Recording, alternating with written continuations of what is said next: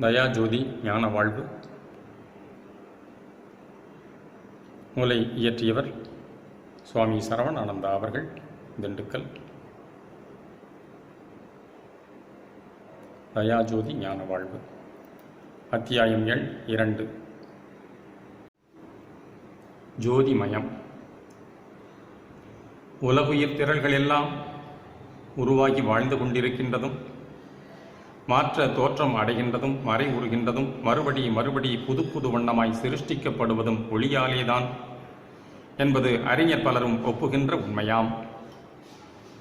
அந்த ஒளியை உலகில் தோன்றியுள்ள எல்லா ஒளிகளுக்கும் காரண ஜோதியாய் கருநிலை கண்டோர் கருதுகின்றனர். பாமரர் அறிந்த பெருஞ்சோதி வான் ஞாயிறேயாகும்.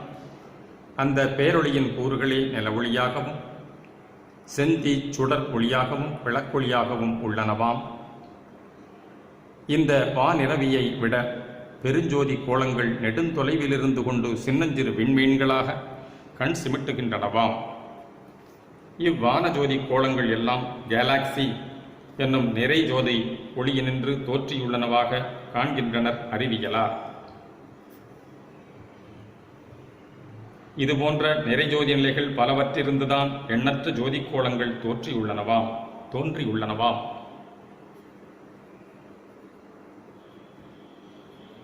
இந்த பலவாகிய ஜோதி கோலங்கள் தோற்றும் முன் வான்வெளியில் நிறையொளி கூட்டங்கள் பரவி கிடந்திருத்தல் கூடும் என யூகித்தறியப்படுகின்றது.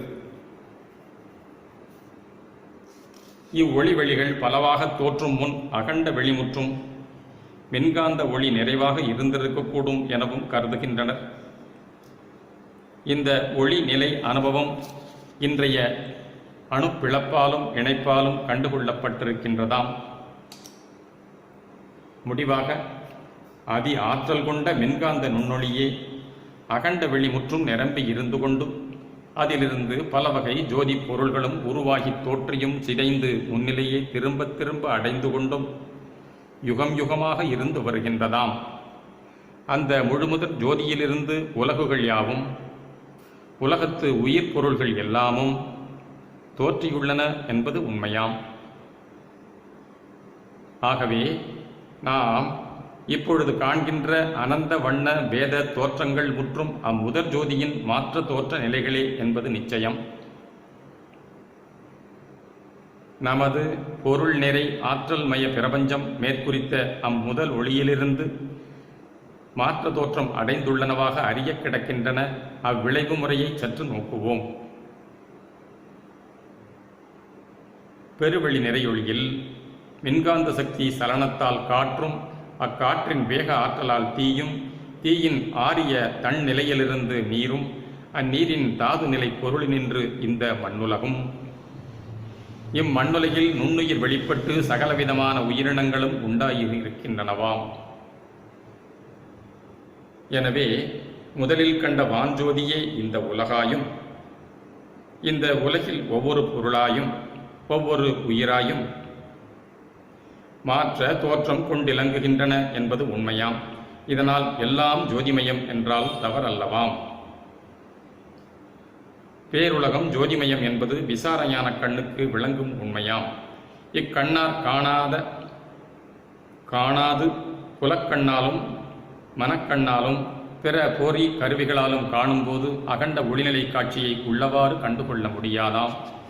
இதனால்தான் முன்னோர் இப்பெரும் பிரபஞ்சத்தை இருஞாலம் என்று கூறி வைத்துள்ளனர். அவர்தம் கூற்று இம்மண்ணுலகிற்கே அமையும் என்பர் சிலர்.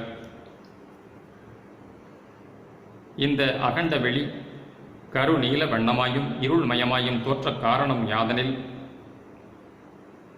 இப்பெருவெளி நிலையோ எல்லையற்று அகண்டமாய் விரிந்து கிடப்பதாலும், இவ்வெளியில் எவ்வளவு பெரிய ஜோதிக்கோளமும் நெடுந்தொலைவு காரணமாக நுண்ணொளியாய் அருகி இல்லையாம்படி மறைந்து தோன்றா பொருளாய் இருப்பதால், அப்படி அந்த பேருலக பெருவெளி காரொளி அண்டகடாகமாய் காட்சியாகின்றது என்று அறியலாகும். ஆனால் இந்நாள் அறிவியல் அனுபவத்தில் அணுவக மென்காந்த அலையின் இறைநிலையே வெளியெல்லாம் நிரம்பி தோற்றறியா பெருஞ்சோதிமயமாய் இருப்பதாக அறியப்படுகின்றதாம். இந்நிலவுலகத்தில் வாழும் மக்களுக்கு பகலும் இரவும் தோன்றிக் கொண்டிருக்கின்றன. ஏனெனில் இந்த பூமி தன்னைத்தான் சுற்றி கொண்டிருப்பதால் ஜோதி ஞாயிற்கு முன்னுள்ள பாகத்தில் பகல் ஒளி விளங்கும் போது அதற்கு மாறான பின்பாகத்தில் இருள் இரவாய் இருக்கின்றது. சுழற்சி வேகத்தால் சூரியன் உதயமாவதும் மறைவதுமாய் காணப்படுகின்றதாம். மனிதன் இவ்வுலகப் பரப்பை விட்டு நீங்கி இதன் நிழல் மறைக்காத வான்வெளி நிலை உறும்போது அவனுக்கு பகல் இரவு பிரித்தறியக்கூடாத ஓர் ஒளிநிலை அனுபவமே விளங்குவதாம். இதனால் இயல்பாகவே எங்கெங்கும் ஒளி நிறைவே இருப்பதாகவும் இருநிலை தோற்றம் இயற்கையல்ல செயற்கையே என்றும் தெளியலாகும். அடுத்து எப்பொருள்களையும் கருநிலையில் ஒளிமயமாய் விளங்க காண்கின்றான் விஞ்ஞான பரிசோதகன். எப்படியெனில் உலகியற் பொருள் எதுவும் அணுத்திரள் வடிவம் என்றறியப்படுவதால் எதனையும் சிதைத்து அணு அணுவாக பிரித்தல் கூடும். மேல் ஒவ்வொரு சிற்றணுவையும் கருவி சாதனங்களால் தகர்த்து பிளந்திடும் போது அவ்வணு அகத்திலிருந்து பெருஞ்சூடும் பேரொளியும் வெளிவர காண்கின்றோம். இதனால் எப்பொருட்கருவிலும் பேரொளி மறைந்து கிடந்து வெளியுறுதல் உண்மை என அறிவோம். இதுபோல் அணுவக உயிராற்றலிலும் சூடும் ஒளியும் உள்ளதென்று அறியலாகும். இது மனிதனின் உயிர் உடம்பிலும் உயிர் சூடாயும் உயிர் விளக்கமாயும் உள்ளதை யூகித்தறிய உதவுகின்றதாம். உயிர் நீங்கினால் அச்சூடும் தணிந்து ஒழிகின்றது, ஒளியும் மறைந்து உடற்கூறுகள் கெட்டுச் சிதையுறுகின்றன. எனவே உலகலாம் ஒளிமயம் என்பது உண்மையே. மேற்படி ஒளிமய உலகை பற்றி இதுவரை கண்டிருக்கும் உண்மையெல்லாம் உலகியலார் பகுத்தறிவுக்கும் அறிவியல் ஆராய்ச்சி அறிவுக்கும் எட்டினவரையும் விளங்கினதேயாம். இவற்றை கடந்து யோகஞான காட்சிக்கும் அருள் விசாரக் கண்ணுக்கும் புலனாகும் ஜோதிமய உலகையும் அறிந்து கொள்ள வேண்டும். இந்த மனித பிறவியில்தான் உயிரினத்தே பொருட்சக்தி கிரியாசக்தி செயல்களுக்கு அப்பாற்பட்ட யோக ஞான சக்தி செயல் அனுபவமும் அதீதத்தில் அருட்சக்தி செயல் வல்லபமும் கண்டுகொள்ளப்படவிருக்கின்றனவாம். நம் முன்னோர் யோக ஞான சாதனைகளில் பல படிகள் மேலேறி காண்பறிய காட்சியும் பெறலறிய சித்தியும் பல பெற்றார்கள். இவர்கள் தனித்திருந்து புலனடக்கி மனமடக்கி உயிர் படக்கி கந்தழியாதி கடவுள் ஜோதி உண்மையையும் உயிரக ஆன்ம பரமான்ம உண்மையையும் கண்டார்கள். உண்மை அறியும் திறனறியா பாமரர்க்கு கடவுள் உண்மையை தந்திர முறையாக ஞாயிறு வழிபாட்டையும் திருவிளக்கு வழிபாட்டையும் இலிங்கமாதி தெய்வ திருவுருவ வழிபாட்டையும் ஜோதி சின்னங்களின் வழிபாட்டையும் வகுத்து வழங்கினர் ஆன்றோர். அந்த யோக ஞான சித்தர் கண்ட கடவுள் ஜோதி தம் உள்ளத்தளியில் விளங்கிய ஞானானந்த பரஞ்சோதியே ஆம். அதுவே நிறவிய அழல் உருவாய் நீண்ட வெளிநிறை பொருளாக உணர்த்தப் பெற்றிருந்தனர் ஆம். இந்த உண்மை கடவுள் ஒளி என்பதில் இது உண்மை கடவுள் ஒளி என்பதில் ஐயமில்லை. எனினும் இஜோதி காட்சி கண்ட இவர்கள் தாம் அயலிலிருந்துதான் கண்டு அடைய முயன்று முடிவில் அதனை அடைந்து அதிலேயே மறைந்து ஒழிந்து போய்விட்டனர். ஜோதிமயமாகிவிட்டது. வாழ்வுக்கே முற்றுப்புள்ளி வைத்தது போல் ஆயிற்று. அது சரியல்ல. நம் கடவுளர் எல்லையற்ற பெருவழியில் எல்லையற்ற நெடுங்காலம் அருள் ஐந்தொழிலோடு விளங்கிக் கொண்டிருப்பவர் ஆவார். ஆகையால் அவர் மயமாகி வாழப்போகும் ஒருவனின் அருளின்பப் பெருவாழ்வுக்கு முற்றுப்புள்ளி ஏது? அருட்பேரொளி மயமாகி அளவில் நெடுங்காலமும் அனந்த அற்புத சித்தியோடு ஆனந்தமாய் வாழ உதவ வந்துள்ளதுதான் நம் அருட்பெருஞ்சோதி சுத்த சன்மார்க்கம் என்று இன்று கண்டுகொள்ளுகின்றோம்.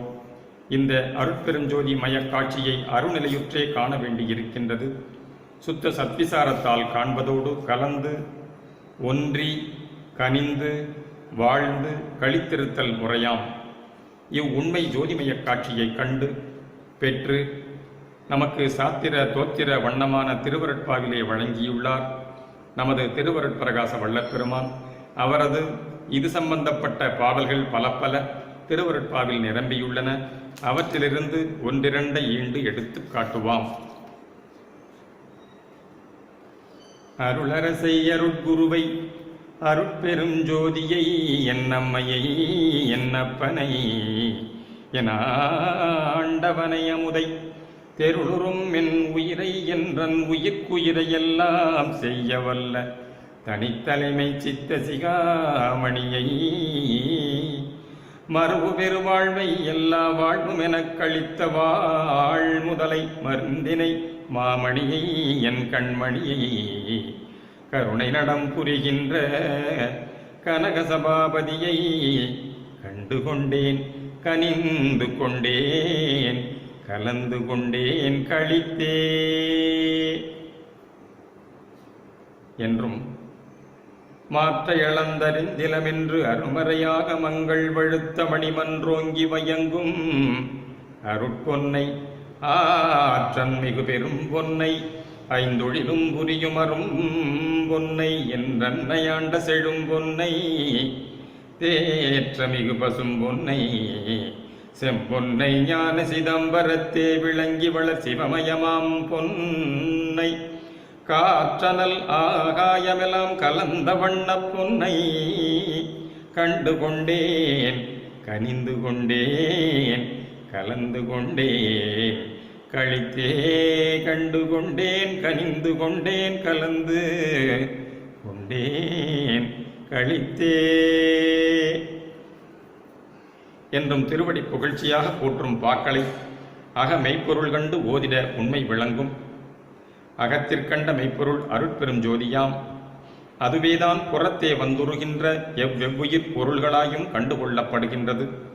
ஆம், அவ்வகம் கண்ட அருட்பெரும் ஜோதியே தன் உடலையீன்ற அன்னையுரு கொண்டதும் அவ்வுடல் தோற்ற காரணமாயன பிதா உருவாய் இருந்தும் பின் அருட்குருவாய் அருள் அரசாய் ஆண்டவனாய் அருள் அமுதாய் தன் உயிராய் தனது உயிர்க்குயிரான ஆன்மாவாய் எல்லாம் செய்யவல்ல தனித்தலைமை சித்த சிகாமணியாய் தனது வாழ்வுக்கு காரணமாய் தனக்குரிய மருந்தாய் மணியாய் தான் போற்றிக்கொள்ளும் மந்திரமாய் தன் கண்ணின் ஒளிமணியாய் இவை எல்லாமான இப்பொழுது தன்முன் விளங்குகின்ற அருட்ஜோதி வண்ண கனக சபாபதியாய் திகழ்கின்றதும் ஆம்.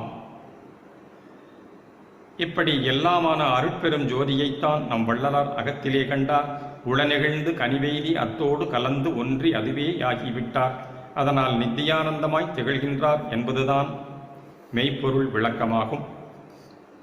இரண்டாவது பாடலில் அந்த அருட்பெரும் ஜோதியையே அருட்பொன்னாய் காண்கின்றார். அந்த பொன்னுக்கு மாற்று இவ்வளவு என்று உரைத்து பார்த்து கூற முடியாது என்று மறையாகமங்கள் காணாது போற்றிக் கொண்டிருக்கின்றனவாம். அந்த பொன்னின் சக்தி வேறு ஒன்றுக்கும் இல்லையாம். அதன் பெருமை என்ன? ஐந்தொழில் புரியும் திறனேயாம். அந்த பொன்னாகிய அரும்பொருளே தன்னை ஆட்கொண்டு செழுமையோடு இலங்கச் செய்து அதனை தெளிந்த செம்பொன்னாகவும் பசும் பொன்னாகவும் ஞான சிதாகாசமாகிய சிதம்பரத்தை விளங்கும் பொன்னார் மேனி சிவபெருமானமாகவும் கண்டு போற்றச் செய்துள்ளதாம்.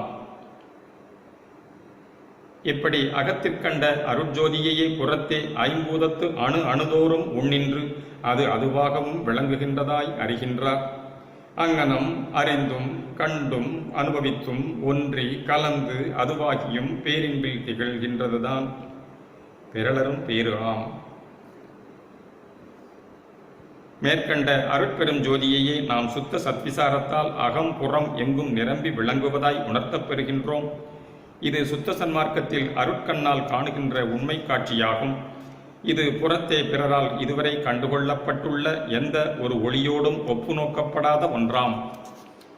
மண்ணும் விண்ணும் கண்ட ஜோதிகள் எல்லாம் இடத்தாலும் காலத்தாலும் ஆற்றலாலும் உருவாலும் விளக்கத்தாலும் தோற்றத்தாலும் குறைபாடுகள் உடையனவேயாம்.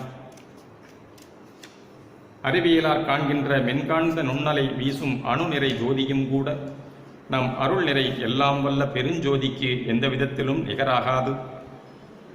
இதுவரை கண்டுள்ள ஒளியின் வேகம் ஒரு வினாடிக்கு 1,86,000 மைல் ஆம்.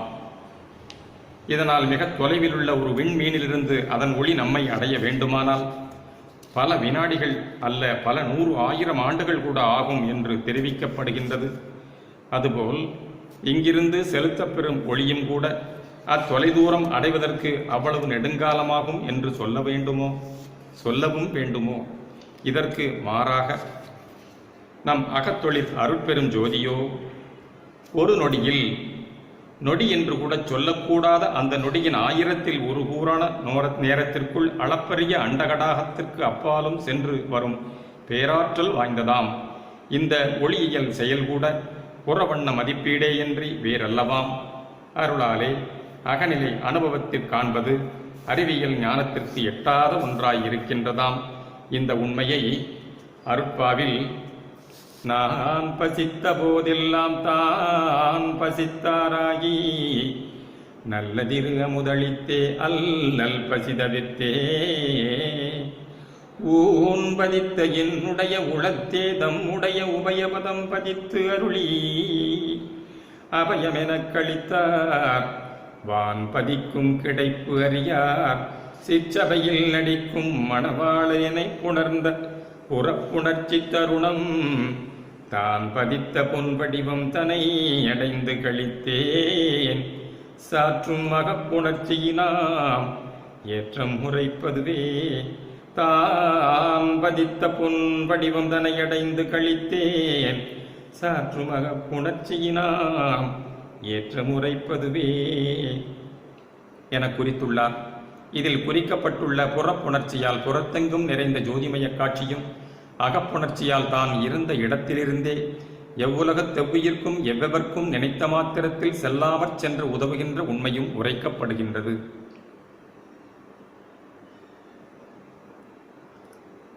அது எப்படி சாத்தியம் என்றால், அதுவே கடவுள் அருளின் தயவின் சிறப்பியல்பாம். எங்கும் தானாய் வெளிப்பட்டு நின்று உதவுதல் அனுபவம். அண்ட கோடி முழுதும் காணும் கண்கள் எய்தியே அங்கை கனி போல் அறிந்தேன் அவற்றின் உள்ள செய்தியே என்ற அருள் வியப்பு பாவின் பகுதியிலும் இவ்வருள் ஒளியாம் ஞான கண்ணொளியால் இமைப்பொழுதுக்குள் எங்கும் அடைந்து காண வேண்டியதை கண்டுகொண்டு விடுகிறதாம். இது புறத்திருந்து சென்றடைவதென்று அருளாலே செல்லாமற் சென்று அங்கங்கு அகனின்று விளங்குகின்ற அகப்புணர்ச்சி முறையாம். இதனால் நமது அருட்பெரும் ஜோதியானது பிரபஞ்ச வெளிமுற்றும் நிறைந்திருப்பதும் ஒவ்வொரு, அதாவது தனித்தனி எந்த ஒரு ஆன்ம சிற்றணுவின்கண்ணும் பூரணமாய் பொருந்தி நின்று தன்னைத்தான் ஓர் அளவுக்கு வெளிப்படுத்தி கொண்டு அதுவாக பரிணமித்திருந்து புறநிலை கடன்ற போது அகத்தொடுங்கி மறைந்தொழிகின்றதாம். மறைந்தொழிகின்றது என்றால் அழிந்து சூனியமாய் போய் விடுகின்றதல்ல, சுருங்கி தன்னைத்தானே மறைத்து கொண்டு விடுகின்றதாக கொள்ளப்படும். ஆகவே தோற்றறியா பெருஞ்சோதி எங்கனும் அகத்திற்கு அகமாய் இருந்து கொண்டு யாவையும் புறத்தே தோன்றவும் மறையவும் செய்து கொண்டிருக்கின்றது என்பது குறிப்பு. இதை மற்றொரு இடத்தில் தெளிவுபடுத்துகின்றார். கடவுள் ஜோதியாம் திருவடி ஏற்பூத நிலை கடந்து நாத நிலைக்கு அப்பால் பரநாத நிலை அதன் மேல் விளங்குகின்றதாகவும் தோற்றறியா பரஞ்சோதி மலை பரநாதத்தே விளங்குகின்றது என்கின்றார். அந்த எங்கும் நிறைந்து நிலைத்து திகழ்கின்ற அகண்ட பெருஞ்சோதியைத்தான் ஜோதிமாமலையாக கற்பனை செய்யப்படுகின்றது. இந்த சுயஞ்சோதி பொன் அவிர் கடவுள் மாமலை பொன்மேறு என்பதும் கற்பனை குறிப்பே. அருளாளர் காண்கின்ற இந்த ஜோதி மய இறைவடிவம் யாவற்றிற்கும் உள்ளீடாய் என்றென்றும் இருந்து கொண்டு தன் அருள் 5 சக்தியை செயல்படுத்தி இந்த பிரபஞ்சத்து யாவையும் விளங்கச் செய்து கொண்டிருக்கின்றார் என்பது உண்மையாம். பொன் மேருமலை வில்லாய் விளைந்தது என்பது அடுத்த தலைப்பு. மேருமலை வில்லாக வளைக்கப்பட்ட கதையை பலரும் அறிந்திருக்கலாம். ஆனால் அக்கதையின் கற்பனாதீத உண்மை இன்னது என அறிந்திருப்பவர்கள் எத்தனை பேரோ அக்கதை வரலாறு இதுதான். தாரகாசூரனின் மைந்தர்களாகிய வித்துன்மாலி, தாரகாட்சன், கமலாட்சகன் என்ற மூவர்களும் பொன் வெள்ளி இரும்புமயமான கோட்டைகளை அமைத்துக் கொண்டு மக்களையும் வானவர்களையும் துன்புறுத்தி வந்தனராம். ஆதலின் அவர்களின் தொல்லையினின்று மீட்சி பெற சிவபெருமானை வேண்டினபோது அப்பெருமான் அத்திரிபுராதிகளை ஒழிப்பதற்கு போர் புரிய தயாரானார். அப்போதுதான் அவருக்கு நல்ல ஒரு போர்க்கருவியாக இந்த பொன் மேரு மலையை வில்லாக ஆக்கிக் கொள்ள பெற்றதாம். இவ்வில்லுக்கு வாசுகியே நானாக அமைந்தது. திருமாலே அம்பாக ஆனார் என்பர். இப்படி போருக்கு முனைந்தவர் அம்பெய்தி அழிக்காமல் எதிர்நின்று திருநோக்கோடு புன்முறுவல் பூத்ததாலேயே அம்முப்புறம் எரிந்தனவாம். அம்முப்புராதிகள் இறையடி சார்ந்தனராம். மக்களுக்கும் தேவருக்கும் துன்பம் நீங்கியது, இன்பம் ஓங்கியது என்பது கதையின் சுருக்கம். இதில் வந்துள்ள மேருமலை வில்லான செய்திதான் இங்கு குறிப்பிட வந்த ஒன்றாகும். எங்கும் நிறை இறை ஜோதி நிலையே பொன் மேருமலை என மேலே கூறப்பட்டது ஆம். அந்த மேருவண்ண கடவுள் ஜோதியே இந்த நம் சிறந்த மனித பிறப்புருவாய் தோற்றியுள்ளதை இன்று அறிந்து கொண்டிருக்கின்றோம். இத்தேகமே தனு அல்லது வில் எனப்படுவது. கடவுளே மனித உருவெய்தி திகழ்கின்றது தான் மேருமலை வில்லானது என்பதின் உண்மையாம். மலை என நிலைத்து உயர்ந்தோங்கி விளங்கும் கடவுள் மன்பதைக்கு இன்பானுபவம் விளைவித்தற் பொருட்டு கருணையினால் எவ்வளவு வளைந்து இப்படி இந்த மனித உருகொண்டிருக்கின்றார். இதில் உயிர்ப்பு சக்தியே வாசுகி பாம்பு என்னும் வில்லின் நாணம். இந்த உயிருடம்பில் செயல்படும் அருள் அறிவே திருமாலாம் அம்பு என்பது. பெருமானின் திருநோக்கும் புன்முறுவலும் விசாரஞானத்தால் நம் சிறநடு உள்ளொளிர் பல் நிலையில் ஓங்கு அருட்பெருஞ்சோதி தனிப்பெருங்கருணை இறை உண்மை வெளிப்படுகின்றது. அது நாம் என்ற அனுபவம் உண்டாம்போது ஆணவமாதி மும்மலம் ஒழியவும் சுத்தமாதி முத்தேக சித்தி விளங்கவும் காண்போம். இதுவே இந்த முப்புற தகன கதையின் உண்மை கருத்து. இதில் வந்துள்ள மேருவில்லின் உண்மைதான் ஊன்றி நோக்கப்பட வேண்டிய ஒன்றாம்.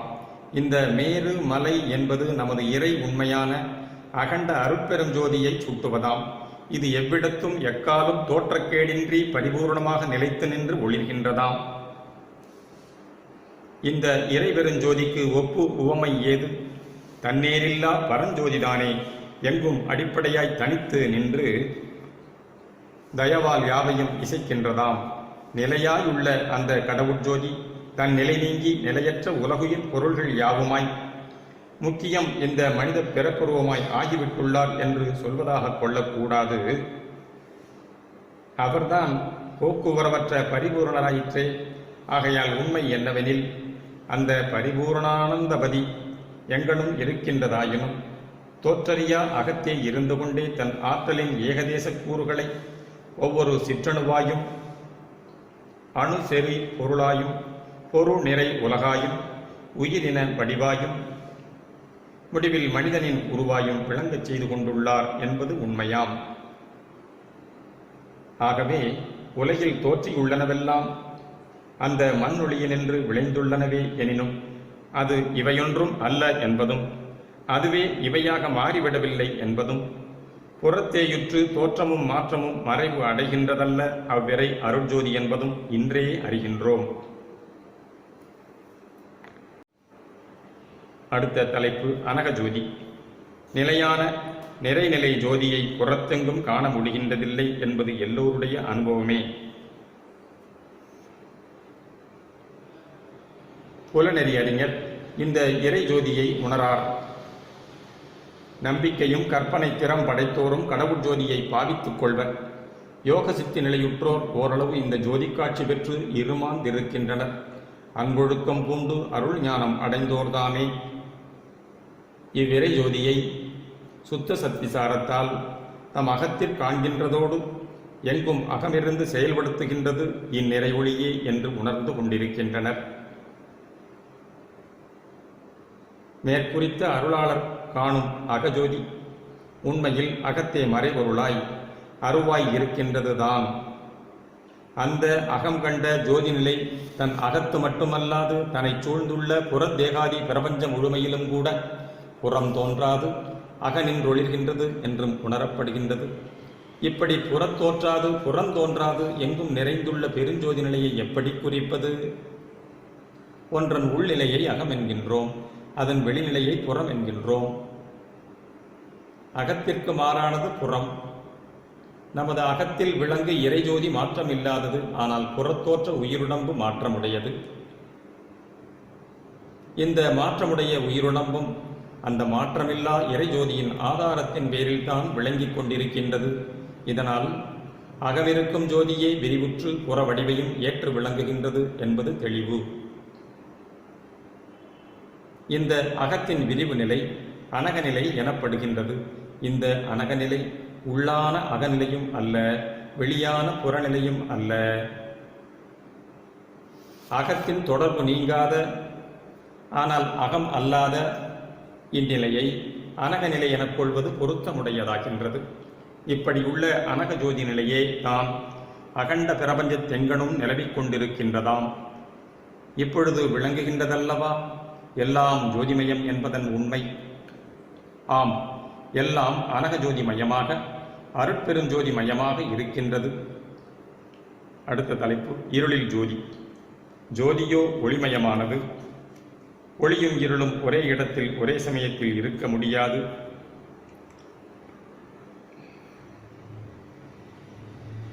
ஒளியில்லாத இடத்தில் தான் இருள் இருக்கும். ஒளி வர வர இருள் ஒளிந்து ஒளிந்து ஒளிந்தே போம். ஒளி வளர வளர வளர இருள் தேய்ந்து மங்கி நீங்கிவிடும் என்பது யாவரும் அறிந்த ஒன்றேயாம். நெடுங்காலமாக இருள் மண்டி கிடக்கும் குகையில் பேரொளி விளக்கை கொண்டு சென்றால் உடனே அங்கிருந்த இருள் மறைந்து அவ்விடம் ஒளிமயமாய் விளங்குகிறது. ஒளி குகையுள் வந்ததும் அங்கிருந்த காரிருள் எங்கே சென்றது? எங்கும் புறத்தே நழுவி ஓடிவிடவில்லை. அவ்விருள் அழிந்து ஒழிந்து மீளா நிலை அடைந்து விடவில்லை. ஏனென்றால் விளக்கு அங்கு இருக்கும் வரைக்கும் அவ்விருள் தோற்றாதிறந்து மறுபடியும் அவ்விளக்கு நீக்கப்பட்டவுடன் முன்போல் இருள் கப்பிக்கொள்கின்றது. ஆகவே முன்பிருந்த இருள் ஒளி தோற்றிய போது அதனால் மறைக்கப்பட்டு இருந்து பின்னர் ஒளி நீங்கியதும் மறைபட்டிருந்த இருள் வெளிப்பட்டு முன்போல் தன்னியல்வாய் விட்டதாம். இதுபோன்று இரவு இருளில் ஒளிவிட்டு பிரகாசித்துக் கொண்டிருக்கும் விண்மீன்கள் பகல் ஒளியில் தோற்றாது மறைபட்டு கிடந்து மீண்டும் இரவில் விளங்குகின்றனவாம். இவ்விரு தோற்றங்களிலும் இருள்தான் இயல்பாய் இயற்கையில் எப்பொழுதும் இருப்பது போலவும் அது ஒளிமுன் மறைந்தும் பின்னர் வெளிப்பட்டும் விளங்குவதாகவும் அறியப்படுகின்றது. ஆனால் உண்மையில் வான்வெளி முற்றும் நிரம்பி நிலைத்துள்ளது இயற்கை ஒளியேயாம். அவ்வான்வெளி எல்லையற்ற அகண்ட பெருவெளியாய் இருப்பதாலும் ஒளி அண்டங்கள் மிக மிக தொலைதூரங்களில் இருப்பதாலும் வெளியின் இயற்கை ஒளிநிலை சுத்த பிரகாசமாய் விளங்காது காரொளிமயமாய் இருக்கின்றதாம். இக்காரொளி வானில் கலந்து நித்தியமாய் நிலவுவதாம் நிறைவுடைய மின்காந்தமயமான நுண்ணொளி. இவ்வுயர் ஆற்றல் கொண்ட ஒளிநிலையின்றி விண்மீன்களாகிய ஜோதிக்கோளங்கள் தோற்றி விளங்குகின்றனவாம். நாம் காணுகின்ற சிற்பிரபஞ்சம் எனும் வான்வெளியில் ஒரு சூரியன், ஒரு சந்திரன், கிரகங்களும் நட்சத்திரங்களும் உள்ளனவாம். இவையெல்லாம் சேர்ந்து ஒரு பிரம்மாண்டம் எனப்படும்.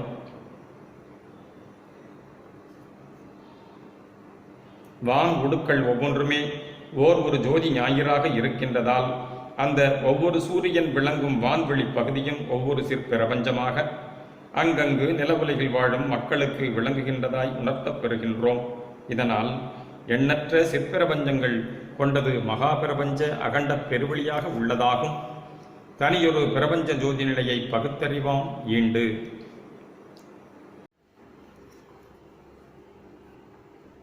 அடுத்த தலைப்பு சிற்பிரபஞ்ச ஜோதி.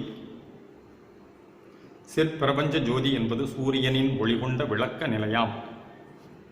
சூரியனில் பிரகாசிக்கின்ற ஒளி நிறமற்றது போல் தோற்றுகின்றது. ஆனால் அதில் பஞ்சவண்ணம் கலந்துள்ளது. இது 7 நிறங்களாக கூறுவர் சிலர். அவற்றிற்கு மேலும் கீழும் ஒளி நிலை உளவாம். அன்றியும் இந்த ஒளிக்கதிர்களின் அளவு கலவை பேதத்தால் அனந்த வண்ண தோற்றங்களும் திகழ்கின்றன என்பது உண்மை. இக்காட்சியெல்லாம் அறிவியலுக்கு தோற்றமானவையே.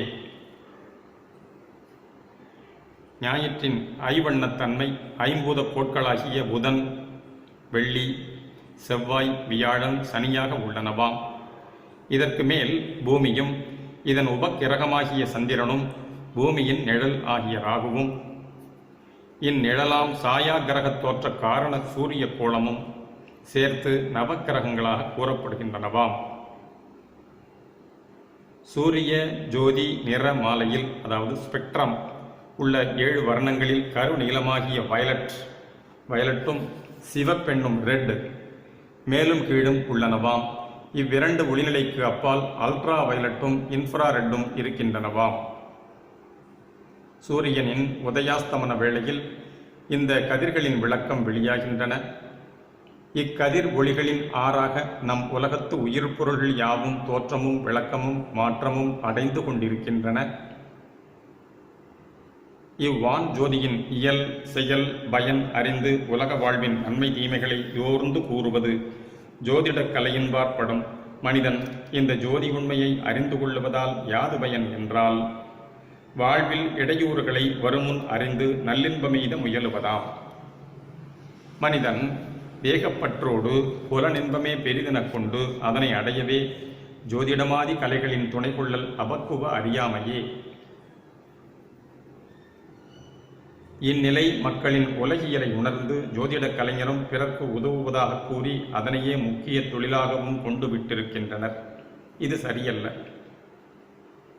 சூழ்ந்துள்ள வான் ஜோதிகளுக்கெல்லாம் தனித்தலைமை பெரும்பதியாக உள்ள நமது அருட்பெரும் ஜோதி ஆண்டவர் நமக்கு அழிவற்ற அருளின்ப பெருவாழ்வளிக்கவே யாவையும் செயல்படுத்தி கொண்டிருக்கின்றார். ஆதலின் மனிதன் சூழுலகில் வரும் இக்கட்டுகளை தவிர்த்து கொள்ளவும் அருள் அனுபவம் பெற்று இறை இன்ப வாழ்வு எய்தவும் தான் எவரும் உதவ வேண்டும்.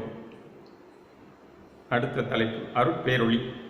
ஜோதிமய உலகுக்கு ஆதாரமான எல்லாம் வல்ல பேராற்றல் கடவுள் அருள் அல்லது தயவு என்று அறிய வேண்டும்.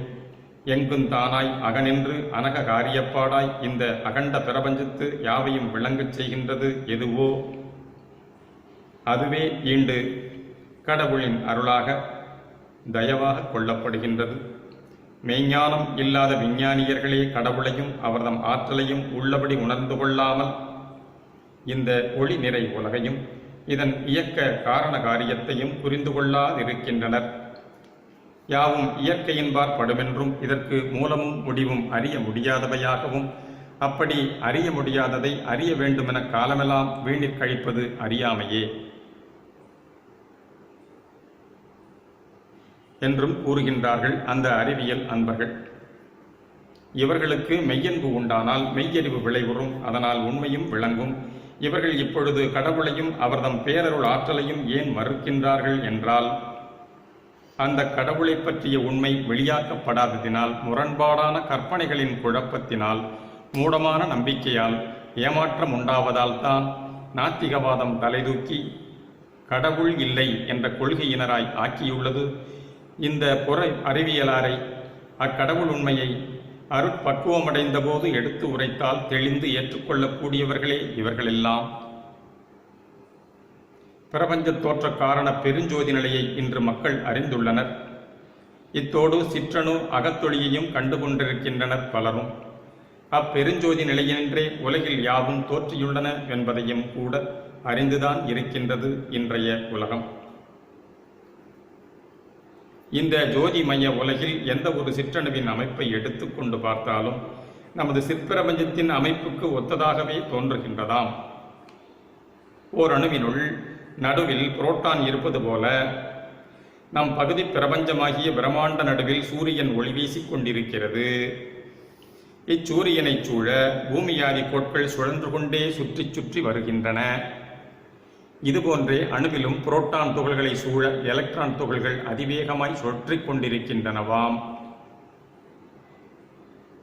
இப்படி அணுவுக்கும் அண்ட பகுதிக்கும் இன ஒற்றுமை அறியப்படுகின்றதால் இவற்றிடை ஆக்கச்சக்தி தொடர்பு இருந்து வருகின்றதை உணர்கின்றோம். இவற்றின் இயக்கத்தால் தான் எல்லாவித மாற்ற தோற்றங்களும் உலகெங்கும் உண்டாகிக் கொண்டிருப்பனவாய் அறிகின்றோம்.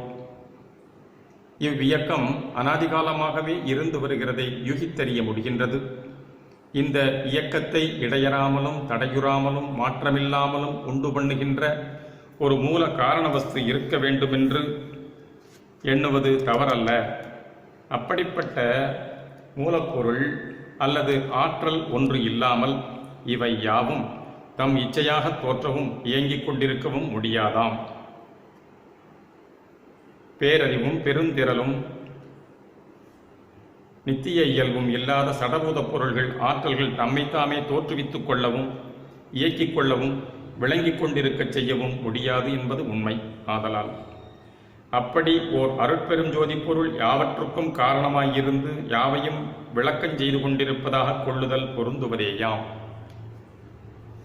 அப்பெருஞ்சோதியாம் மூலப்பொருள்தான் எங்கனும் நிலைத்து இருந்து கொண்டு புறப்பிரபஞ்ச தோற்றங்களுக்கு காரணமாய் ஆதாரமாய் உள்ளதாம்.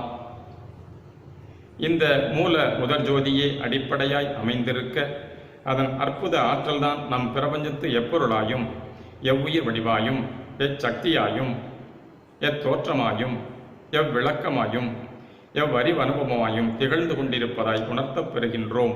ஆகையால் இந்த புறநிலை தோற்றங்களை எல்லாம் விசார ஞானத்தால் ஒதுக்கிவிட்டு அடிநிலையையூன்றி நோக்கின் பேருலகு நிறைந்த பெருஞ்சோதிமய காட்சியே விளங்குதல் நிச்சயம். அந்த நிலையான பெருஞ்சோதி நிறைவே என்றும் இருந்து கொண்டு யாவையும் தோன்றி விளங்கச் செய்து கொண்டும் உள்ளதாய் அறிகின்றோம். இதுவெல்லாம் இந்நாளைய அறிவியல் கண்ட உண்மைகளே. இதிலிருந்து உயிர்க்குயிரான ஒளியின் நிறைநிலையையும் தெரிந்து கொள்ளலாம். அந்த உயிருள் ஒளியை எந்த உயிரின் அகத்திலும் புற ஆராய்ச்சியால் யூகித்தல் சாத்தியமே தவிர நேரடியாக அனுபவபூர்வமாக கண்டு காட்ட முடியாது.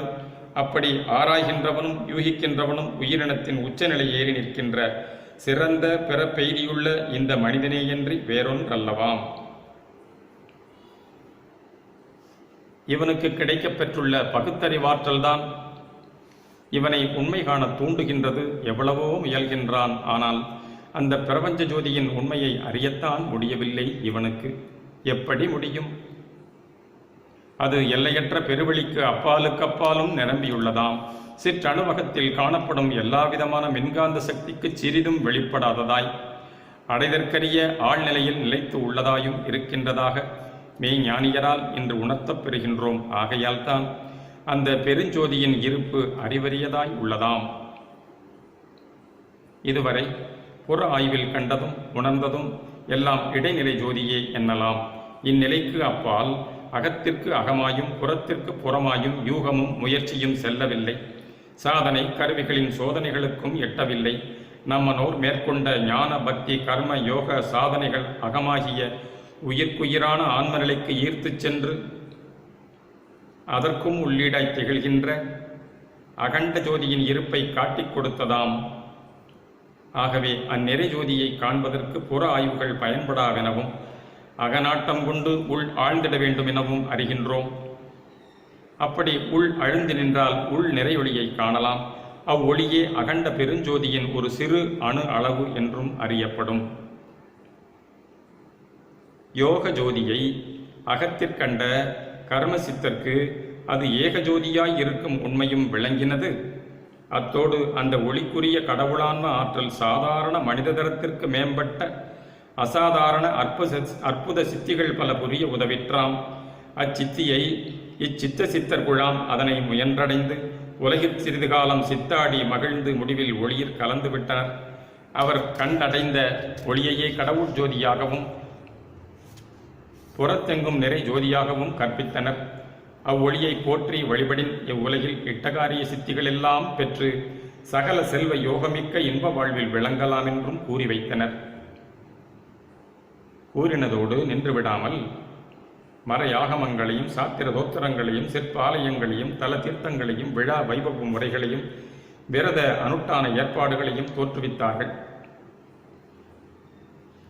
இவர்கள் கண்ட தெய்வம் ஜோதிமயமானதுதான். அந்த ஜோதி அற்புத ஆற்றல் கொண்டதாய் மக்களை வாழ்விப்பதாய் நலமெல்லாம் புரிவதாய் கண்டிருந்தனர். எந்த ஒரு குறிப்பிட்ட வடிவத்திலும் அடங்கி விடாததாய் எப்பெயர்க்கும் பொருந்தியும் பொருந்தாததாய் இருக்கும் ஜோதிபதியை பல வடிவில் பல பெயரில் ஆக்கி கொடுத்து வந்தித்து வழிபாடாற்ற கற்பித்தும் விட்டார்கள் பின்வந்துள்ள நம்மனோர். அச்சித்தர்களின் சித்து மார்க்கத்தினை மிக மெச்சி கைக்கொண்டு புறப்புலனளவில் நின்று வழிபட முனைந்தார்கள். இவர்களுக்கு புறநிலைக்கு காரணமான அக உண்மை விளங்காமலே போய்விட்டிருக்கின்றது இத்தருணம். இதனால் இவர்களின் வழிபாடெல்லாம் கற்பனா தெய்வ உருவ வழிபாடாக புறந்தங்கிவிட்டதாம். இவர்களுக்கு தெய்வ ஜோதி விளங்கவில்லை. வான் ஜோதியாம் ஞாயிறு திங்களும் நட்சத்திரமும் உலகத்து செந்தீயும் சுடர் விளக்கும் அதாவது அகப்பெரும் ஜோதியின் ஏகதேச கூறுகளே மேற்கூறியனவும் இன்னும் பலவாகிய உலகறி ஜோதியும் ஆம். அறிவறியா பெருஞ்சோதியை உலகுக்கு காட்டிக் கொடுக்க வரவில்லை அந்த சித்தர்கள். உலகெல்லாம் உணர்ந்து ஓதற்கரிய அலையின் பெருஞ்சோதியனை நிலவுலாவிய நீர்மலி வேணியனாம் சிவவடிவில் வழங்கிவிட்டனர். அந்த சிவம் ஜோதியே என்பதும் அருள் அன்பருளின்ப ஜோதி அதுவென்பதும் அவர்களுக்கு தோற்றியது உண்மையே. அதன் துணை கொண்டு மனிதன் தன் ஆயுட்காலத்தில் சில நாட்கள் மகிழ்ந்து வாழ்ந்துவிட்டு முடிவில் மடிந்து ஒழிந்து விட்டான். ஆனால் இவன் கண்டிருந்த உலக ஜோதி மட்டும் என்றும் மடியவில்லை, ஒழியவில்லை. மாறாக என்றென்றும் இருந்து கொண்டு உலகெல்லாம் விளங்க விளக்கிக் கொண்டுள்ளதாம். இதனால் இந்த மாபிரபஞ்சம் ஒளிமயம் என்றும் சிவமயம் என்றும் விண்டுமயம் என்றும் அதாவது விஷ்ணுமயம் கூறி வைத்தனர். ஏற்றிடு வேதாகமங்கள் ஒளிமயமே எல்லாம் என்ற மொழிதனை நினைத்தே இரவில் இருட்டறையில் சாற்றிடு மண்பாத்திரத்தை மரவட்டில் களை கற்சட்டிகளை வேறு பல சார்ந்த கருவிகளை தேற்றமிகு தண்ணீரை சீவர்கள் பற்பலரை செப்பிய அவ் இருட்டறையில் தனித்தனி சேர்த்தாலும் ஊற்றமுறும் இருள் நீங்கி ஒளி காண்பதுளதோ உளதேல் நீயுரைத்த மொழி உளதாகும் தோழி என்கின்றார் நம் வள்ளலார் திருவருட்பா. மறையாகமம் தந்த சித்தர்கள் யாவும் ஒளிமயம் எனக் கண்டிருந்தது உண்மையே. ஆனால் அவ்வொளியினை உள்ளபடி காணாமலே எல்லாம் ஒளிமயம் எல்லாம் ஜோதிமயம் என்று ஒருவன் சொல்லிக் கொண்டிருப்பதால் யாது பயன்? ஓர் இருட்டறையில் மட்பாண்டங்கள் கற்சட்டிகள் மரவட்டில்கள் வேறு பல கருவிகள் அன்றியும் சுத்தமான தண்ணீர் சில உயிர் பிராணிகள் முதலியவற்றை கொண்டு சேர்ப்பதால் என்ன காண முடியும்? இருள் நீங்கி ஒளி காண முடியுமா? முடியாது. ஆனால் ஒரு ஒளி விளக்கை அவ்வறையில் கொண்டு சென்றால் உடனே அங்குள்ள இருள் நீங்கி அவ்விளக்கொளியின் காரணமாக அங்குள்ள ஒவ்வொன்றும் நன்கு விளங்க காணலாம். எனினும் அங்கு காண்கின்றது என்ன? பலவாகிய பொருள்களும் உயிர்களுமே அல்லாது எல்லாம் ஒளிமயமாகவா தோன்றுகிறது? இல்லையே. ஆகையால் எல்லாம் ஒளிமயம் என்ற வேதவாக்கு பொய்யாக தோன்றுகின்றதே எனின் அது பொய்யல்ல, உண்மையே ஆம். ஒளிமயம் என்ற வேதவாக்கு பொய்யல்ல. அப்படி காண்கின்ற அபக்குவியின் கட்புலன் காட்சியின் குற்றமேயாம். ஒருவன் பக்குவவசத்தால் அகஜோதியை உள்ளவாறு உணர்ந்திருந்தால் அதுவே எப்பொருட்கும் எவ்வுயிர்க்கும் உள்ளகத்தும் புறத்தும் நிரம்பியிருப்பதை ஞான உணர்வாகிய கண்ணாரக் கண்டிருந்தால் அவனுக்கு ஒளிமயக் காட்சியே அவ்வரையிலும் அதிலுள்ள எப்பொருளிலும் எவ்வுயிரிலும் விளங்குவது சத்தியம். அப்படி உள்ளொளியை பெற்றவனுக்கே ஞானக்கண் திறக்கப் பெற்றிருப்பதாய் எங்கும் ஒளிமயமான அனுபவம் விளங்கும். அடுத்த தலைப்பு மறைப்பு நிலை. எல்லாம் ஜோதிமயம் என்பதை மனிதன் பக்குவமுற்ற போதுதான் உள்ளபடி காண்கின்றான். அதற்கு முன்பெல்லாம் அந்த ஜோதிக்கும் இவனுடைய புலன் அறிவுக்கும் இடையில் ஏதோ ஒன்று மறைத்து கொண்டிருப்பது போல் உள்ளது. உண்மையில் மறைக்கும் பொருளாக இடையில் ஏதொன்றும் இல்லாதிருந்தும் நீக்க முடியாத தகர்க்க முடியாத சிற்றொளியும் புக முடியாத எக்ஸ்ரேயும் ஊடுருவ முடியாத ஒன்று அந்த உள்ளொளியை கவசித்துக் கொண்டிருப்பதாக தோன்றுகிறது. இத்தோற்றமே உண்மையல்ல, மாயை ஆம். மெய்யறிவு உண்டாகாதவரையும் இந்த மாயாமறைப்பு இருந்து கொண்டேதான் இருக்கும். இதனால் எங்கு பார்த்தாலும் பலவாகிய வேதப் பொருட்களின் காட்சியை அன்றி ஒன்றாகிய வேதம் புகன்ற ஜோதிமய காட்சி விளங்காதாம். அடுத்த தலைப்பு மறைப்பு நீக்கம். அபக்குவ மனம் அறியாமை இருள் செறிந்ததாகையால் அதற்கு அருள் ஒளி விளங்குகின்றதில்லை. இம்மனத்தின் அகவிருளை போக்க புறத்துள்ள எந்த அரும்பெரும் ஜோதியாலும் எக்காலும் முடியாதாம். மனத்துக்கண் மாசொழிந்து அன்பால் நெகிழ்ந்து அருள் உணர்வு பெருகும்போதுதான் அக இருள் விலகும், மறைப்பு நீங்கும், எங்கும் நிறைஜோதிமயக் காட்சி துலங்கும். இதுகாரும் ஏகாதி பிரபஞ்சத்தை மாயையாக கண்டிருந்தவனுக்கு இப்பொழுது முதல் யாவும் அருள் ஒளிமயமாக விளங்குவதாம். இருள் மாயையே அருள் ஒளியாக மாறாது மாறி தோற்றுகின்றதுதான் பக்குவ நிலை. இம்மறைப்பு நீக்கத்தில் சூழுலக நிலையிலிருந்த ஏதும் அழிந்து ஒழிந்து போய் விடுகின்றதாயில்லை. அறியாமை என்னும் அந்தகாரம்தான் அடியோடு நீங்கி விடுகின்றதாம்.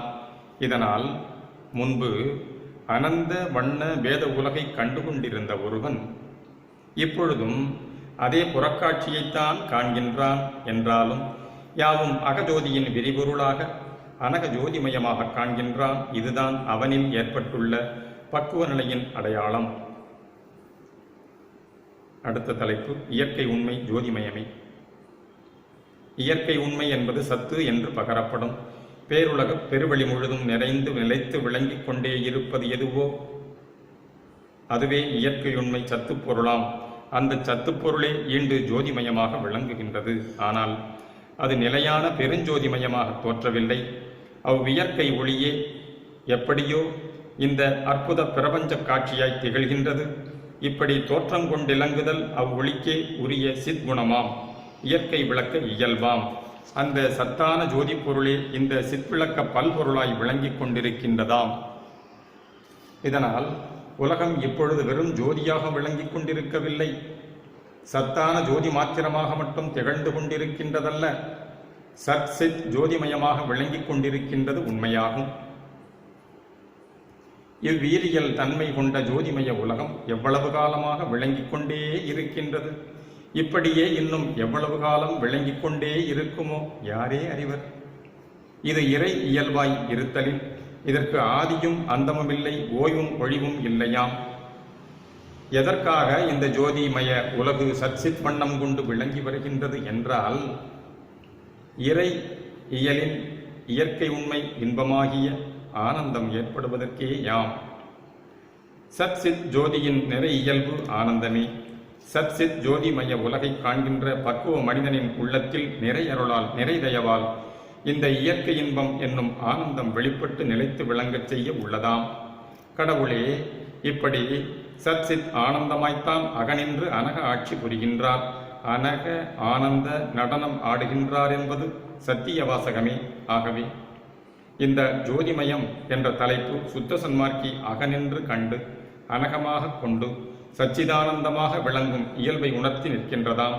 இதற்குச் சான்றாக அருட்பெரும் ஜோதியை கண்டேனே ஆனந்த தெள்ளமுதுண்டேனே எனவும், இருட்பெருமாயை வெண்டேனே எல்லாம் செய்தியை கொண்டேனே எனவும் பாடப்பெற்றுள்ள வள்ளல் அருட்பாவில் நன்கு தெளிவாம். இத்துடன் அத்தியாயம் எண் 2 நிறைவு பெறுகிறது. அருட்பெரும் ஜோதி அருட்பெரும் ஜோதி தனிப்பெரும் கருணை அருட்பெரும் ஜோதி தயவு.